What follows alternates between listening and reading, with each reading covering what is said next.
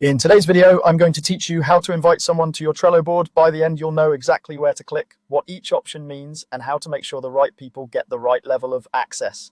Start by opening your browser and heading to Trello's website. If you aren't already signed in, go ahead and log in so you can access your boards. From the Trello home screen, look for the boards area. This is where all the boards you have access to live. Click boards to view your list, then pick the board you want to share by clicking its tile. A quick note here, in some workspaces, only certain members are allowed to invite others.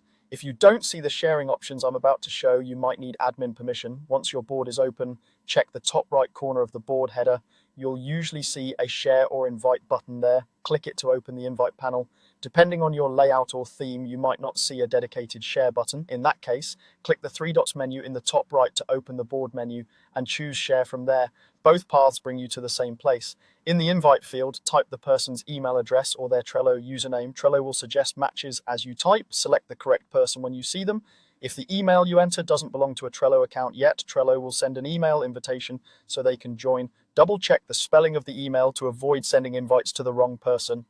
Before you send the invite, set their permission level. On most boards, you'll see options like normal member, admin, and on some paid plans, observer for read-only access. Normal members can collaborate, move cards, and contribute to the board. Admins can manage settings, members, and more advanced options. Reserve this for people who need full control.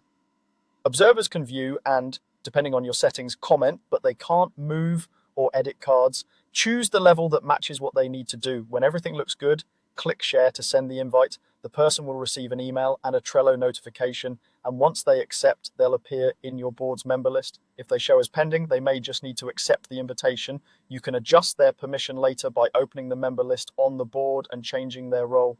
That's it. You've invited someone to your Trello board, set the right access, and kept your workspace organized and secure.